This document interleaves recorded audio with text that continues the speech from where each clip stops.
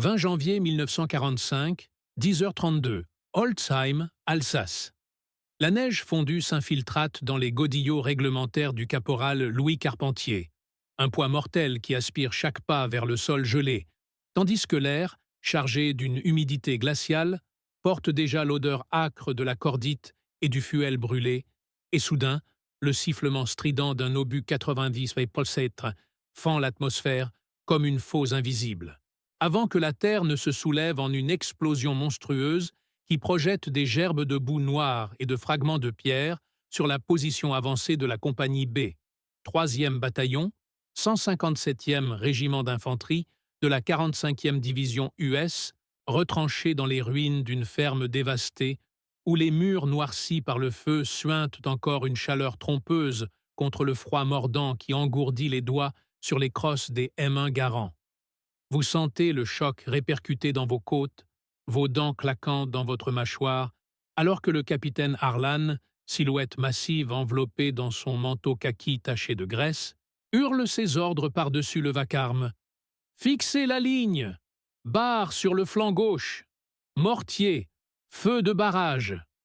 Sa voix rauque se brisant presque sous l'effort, le souffle formant des nuages blancs qui se dissolvent instantanément dans le blizzard naissant, et Carpentier, 29 ans, sergent-chef des services logistiques, habitué aux formulaires jaunis et aux caisses de rations K empilées à l'arrière, non aux boyaux puants du front, se plaque contre un muret effrité, son Thompson SMG serré contre sa poitrine comme un talisman inutile, le métal glacé brûlant sa paume moite malgré le froid qui raidit ses articulations, son cœur cognant un rythme primal de terreur pure, tandis que des éclats sifflent à hauteur d'homme, fauchant les branches nues des arbres voisins dans un craquement sec qui évoque des os brisés. Le sergent Mac, second du capitaine, bondit pour relayer l'ordre, son M1 à l'épaule. Mais à cet instant précis, 10h34, le monde se contracte en une éternité de feu. Une rafale d'MG-42 allemande, ce démon mécanique à 1200 coups par minute, vomit depuis la lisière boisée à 200 mètres, un grondement guttural qui déchiquette l'air. Et les balles, 7, 92 mm, labourent le parapet, projetant des jets de terre gelée et de plâtre pulvérisé.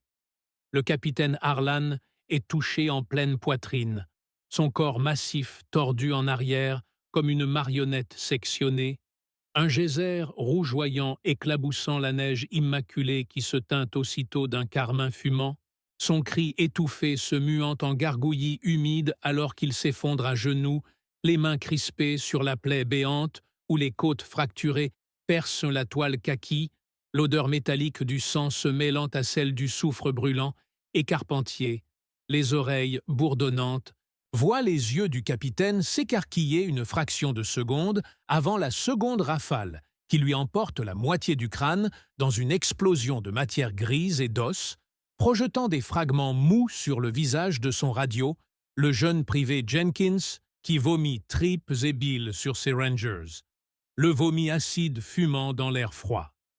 La panique s'empare alors des hommes comme une vague visqueuse. Le lieutenant Reilly, officier en second, pâle et barbu, se redresse pour prendre le relais, son sifflet à la bouche.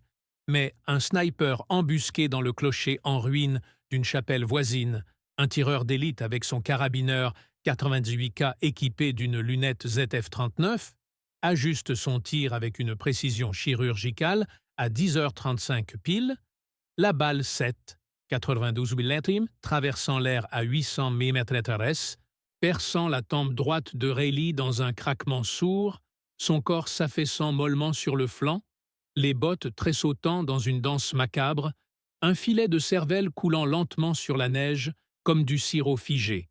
Et les cris fusent maintenant. « Les officiers sont morts, on est cuits !»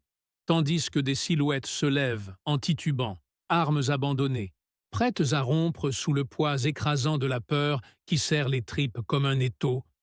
L'épuisement de 3 jours sans sommeil alourdissant chaque membre, les estomacs vides, hurlant de faim au milieu de cette boucherie sensorielle où le froid engourdit les orteils jusqu'à l'insensibilité, et les moteurs lointains des Panzer IV grondent comme des bêtes affamées, vibrant à travers le sol jusque dans les os.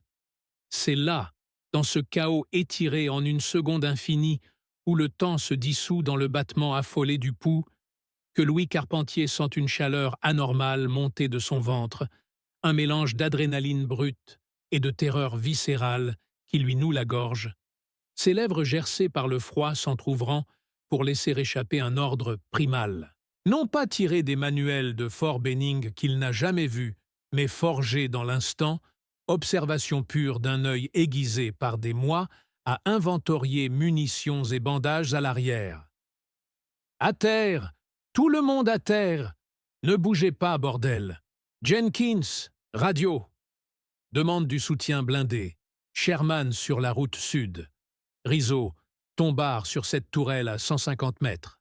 Flanc droit, feu nourri. Les autres, couvrez les trous, grenade prête. Sa voix, chevrotante d'abord, puis tonnante comme un coup de tonnerre dans le silence relatif post-explosion, porte par-dessus le crépitement des armes légères, et les hommes, figés dans leur fuite instinctive, tournent la tête vers lui, ce sergent des bureaux, aux lunettes fendillées et aux épaules étroites, couvert de boue et de sang étranger, le plus haut gradé survivant par pur hasard administratif, son grade de sergent-chef logistique le propulsant au commandement dans cette hiérarchie décapitée, et quelque chose en eux craque. Non la peur, mais l'habitude d'obéir. Leurs corps épuisés, se laissant tomber dans les cratères fumants, les doigts gourds refermés sur les chargeurs vides qu'ils claquent maladroitement, le cliquetis métallique résonnant comme un espoir fragile contre le hurlement incessant de l'MG-42 qui balaye maintenant le No Man's Land, labourant la terre en sillons noirs, où gisent les premiers corps, leurs uniformes kakis déchirés, révélant la chair pâle et lacérée. L'odeur de boyaux vidés et d'urine de peur imprégnant l'air saturé de poudre. Les secondes s'étirent en minutes agonisantes à 10h37. Chaque respiration, un effort contre le froid qui infiltre les pores, les poumons brûlants d'air glacé, mêlés à la fumée âcre des grenades fumigènes que Rizzo lance d'une main tremblante, les billes de phosphore sifflant en arcs paresseux pour masquer leur position. Et Carpentier, accroupi derrière le cadavre encore tiède du capitaine dont le sang goutte sur sa botte droite, observe à travers la brèche du muret. Là, à 180 mètres, 3 sections d'infanterie allemande de la 708e division Volksgrenadier, silhouettes grises dans leurs manteaux feldgros alourdis de neige, avançant en tirailleurs avec leur MP40 pointé, soutenus par un Half-Track SD KFZ. 251, dont le canon de 20 mm, KWK, crache des traits de feu orange. Mais ils voient, ô miracle de l'instant, la faille. Leur flanc gauche non couvert, obstrué par un bosquet de pins effrités, et les servants de l'MG-42 trop exposés, rechargeant frénétiquement leur ceinture de 250 cartouches, les plaques de culasse fumantes refroidissant dans l'air froid. Son esprit, habitué à compter les caisses de 105 mm, calcule en un éclair. Rizzo, feu sur la tourelle MG maintenant. Thompson en soutien. Les autres, fixés au centre. Et Rizzo, italien-américain au visage buriné, presse la détente de son Browning Automatic Rifle, le recul brutal cognant son épaule endolorie, les 30-06 hurlant en rafale de 20 coups, fauchant les servants allemands dans un balai de sang et de métal tordu, leur corps s'effondrant en tas convulsés. L'un d'eux agrippant son gosier perforé dans un râle mouillé, tandis que Carpentier bondit, son Thompson crachant ses 45 ACP en courte rafale contrôlée. Crac, crac, crac. Perçant le manteau d'un sous-officier qui s'effondre à genoux, les yeux vitreux fixant le néant, et les hommes suivent, galvanisés par cette bulle d'autorité improvisée, leur M1 Garand claquant en semi-automatique, le ping des culasses vides résonnant comme un mantra, le sol tremblant sous les chenilles lointaines d'un Sherman M4 qui émerge enfin de la brume sud, son canon de 75 mm pivotant avec un grognement hydraulique, vibrant à travers les os des survivants comme un pouls mécanique. À 10h42, la ligne se stabilise dans une transe de violence prolongée. Chaque tir une éternité de décision. Le doigt hésitant sur la détente, le poids du fusil tirant l'épaule vers le bas, l'odeur de cheveux roussis par la poudre chaude. Et Carpentier, le souffle court, sans la bile remonter dans sa gorge devant le spectacle. 12 hommes à terre de son peloton de 36, leurs regards figés, accusateurs, sous la neige qui les recouvre déjà comme un linceul, le moral vacillant au bord du gouffre où la désertion murmure comme une tentation sirène. Mais il impose l'ordre d'une voix rauque. Pas de retraite. On les prend à revers. Petit groupe, flanc gauche, par le fossé. Grenades Mills d'abord.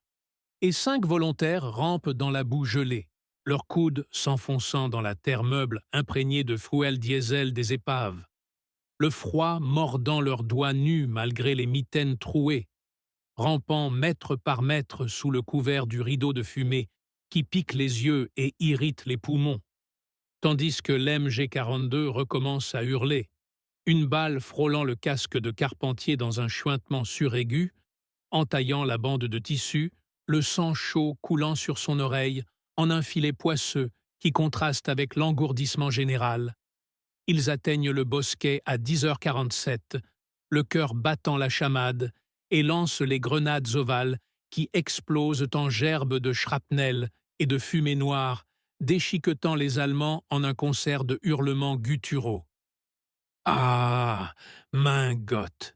Membres arrachés gisant dans des flaques rougeoyantes, l'un d'eux rampant sans jambes, laissant une traînée gluante, et Carpentier ordonne la charge. En avant! Thompson en tête! Ses jambes lourdes comme du plomb se propageant dans une ruée désordonnée, bottes pataugeant dans la neige rougie, armes crachant le feu dans un crescendo assourdissant où les MP40 répondent en vain, leurs porteurs fauchés par les 30-06 qui percent chairs et os avec un bruit de melon mûr fendu. Le half-track touché par une roquette bazooka de Rizzo qui explose en boule de feu orange, projetant des débris incandescents qui grillent la peau exposée. L'odeur de chair carbonisée se mêlant à celle du caoutchouc brûlé des pneus.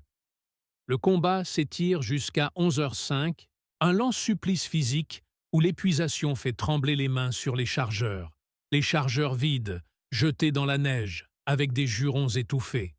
Les hommes pillant les ceintures ennemies pour leur propre MG, le poids des boîtes de 47 cartouches alourdissant les épaules voûtées. Et Carpentier, visage noirci de suie et de sang séché, dirige depuis un entonnoir d'obus, sa lunette de rechange fissurée révélant un champ de bataille jonché de corps entremêlés. Américains et Allemands figés dans des étreintes mortelles, baïonnettes enfoncées dans les ventres, visages tordus par l'agonie finale, sans le doute l'assaillir comme une lame froide. Et si les renforts ne venaient pas? Et si c'était la fin pour ces garçons, ces fermiers du Midwest et ces ouvriers de Detroit confiés à son commandement improvisé? Mais il repousse la panique, observant encore, les Allemands, surpris par cette contre-attaque née de nulle part, reculent en désordre, leurs officiers criant en vain « Altet di Ligny !» abandonnant leurs blessés qui geignent dans la neige, et ils lancent l'assaut final. Tout le monde, poussez-les jusqu'au bois, bazooka sur tout véhicule, le Sherman avançant maintenant en grondant, son blindage de 53 mm ricochant les balles de 20 mm, son canon tonnant un HE qui pulvérise un bunker camouflé, l'explosion soulevant un pilier de terre et de bois qui retombe en pluie lente, ensevelissant des silhouettes hurlantes sous des tonnes de débris. À 11h15, le silence tombe enfin, un vide assourdissant après le vacarme, seulement percé par les gémissements des mourants et le crépitement des incendies mourants, l'air lourd d'une puanteur composite, sang caillé, excréments, poudre brûlée, essence enflammée. Et Carpentier s'effondre assis dans la neige rougie, ses jambes refusant de le porter plus longtemps, le poids invisible de 22 vies sauvées et 14 perdues, écrasant sa poitrine comme un étau, ses mains tremblantes tâtonnant un paquet de Lucky Strike froissé, allumant une cigarette d'un Zippo vacillant dont la flamme danse folle dans le vent froid, inhalant la nicotine âcre qui calme à peine le tremblement intérieur. Autour de lui, les survivants s'écroulent pareillement, visages hagards creusés par la fatigue, l'un pleurant en silence sur le corps de son frère d'armes, un autre bandant une plaie au bras avec un garrot improvisé, le sang suintant entre les doigts, gourd, et le Sherman s'immobilise à 10 mètres. Son équipage émergeant casque baissé, le sergent de char claquant l'épaule de Carpentier.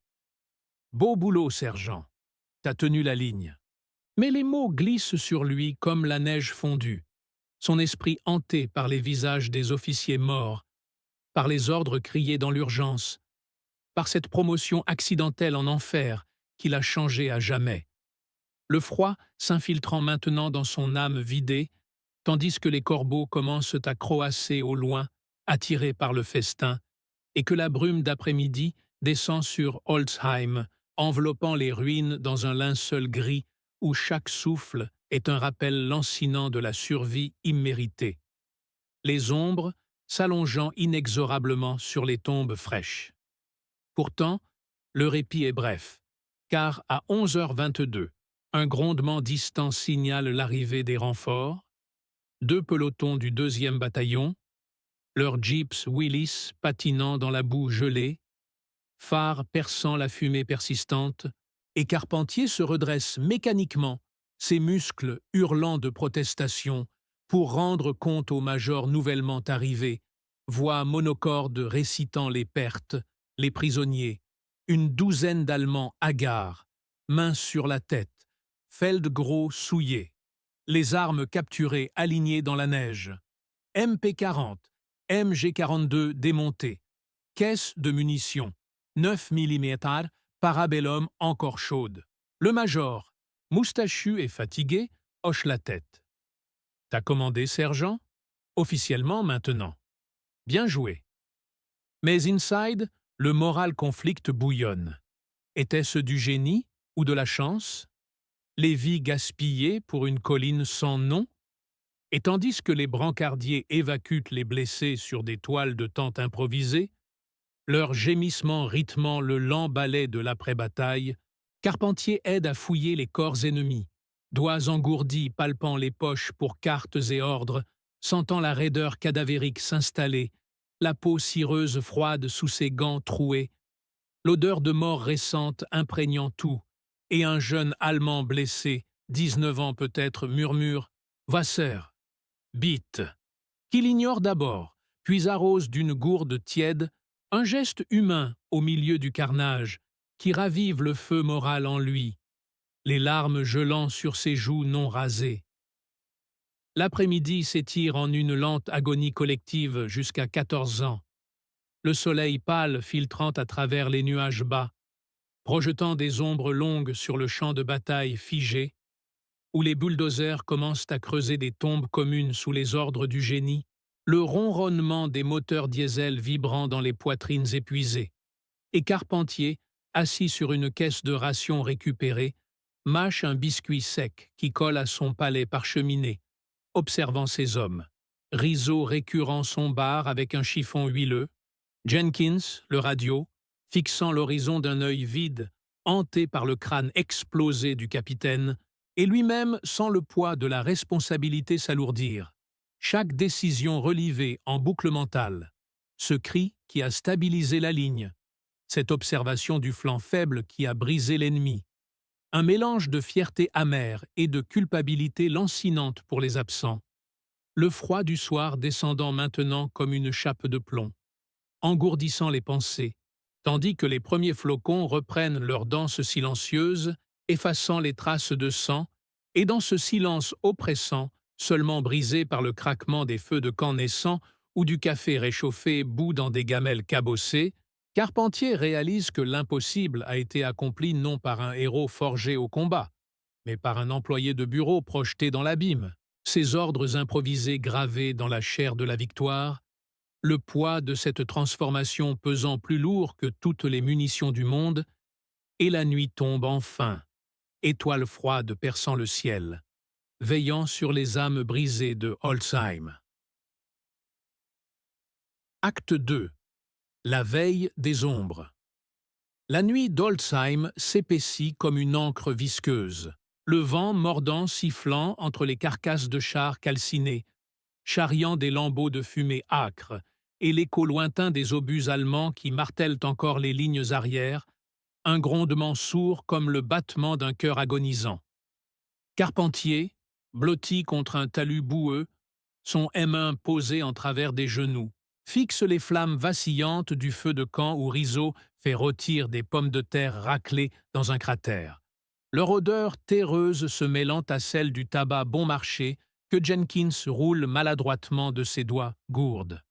Les hommes parlent peu, voix rauque, émergeant par bribes. « Putain, ce Boche avec sa MG, je l'ai vu voler en morceaux. » Rituel pour conjurer le vide, mais leurs yeux trahissent la fatigue cosmique, pupilles dilatées par l'adrénaline retombante, et Carpentier sent son propre corps trahir, les muscles noués protestant à chaque mouvement, une toux persistante grattant sa gorge irritée par la poussière de cordite. Vers 22 ans, un ululement de jeep déchire le silence, phare tamisé balayant le chaos gelé, et le lieutenant-colonel Hayes descend, silhouette raide dans son manteau kaki impeccable, flanqué d'un sergent des transmissions et d'un officier du génie notant frénétiquement sur un calepin mouillé. « Carpentier ? Bon Dieu, c'est vous qui avez tenu ?»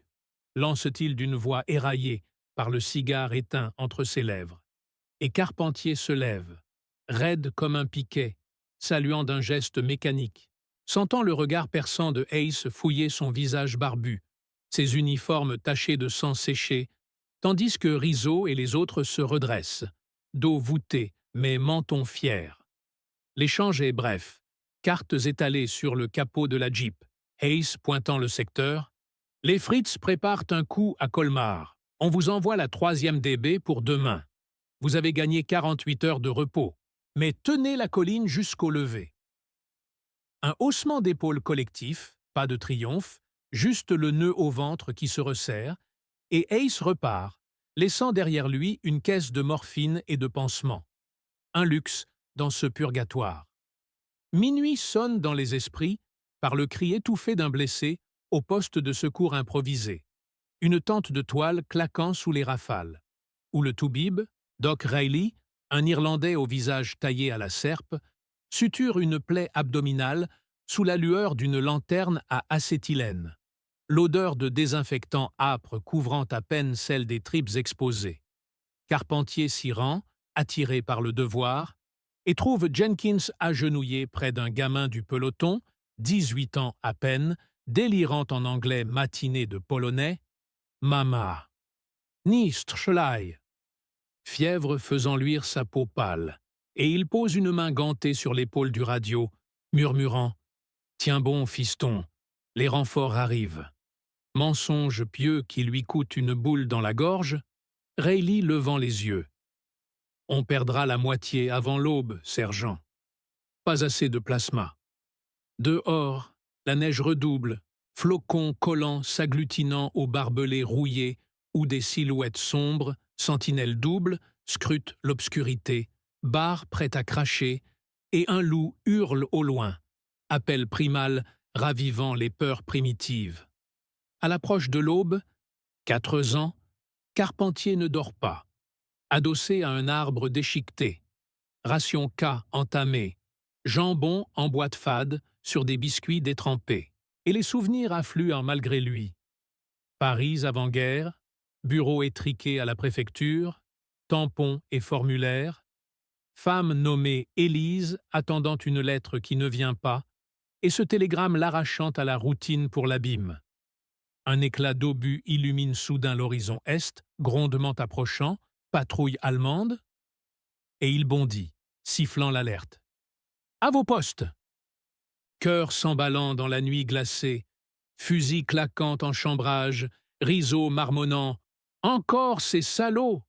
Tension palpable comme un câble d'acier, mais ce n'est qu'un 98 isolé, écho d'une retraite hâtive, et le silence retombe, laissant Carpentier pantelant, conscient que chaque heure creusée dans la chair de la nuit forge un peu plus l'homme qu'il n'était pas. Le jour naissant à peine teinté de rose sanglant, annonçant les ombres plus longues de Colmar, où le diable attend son dû.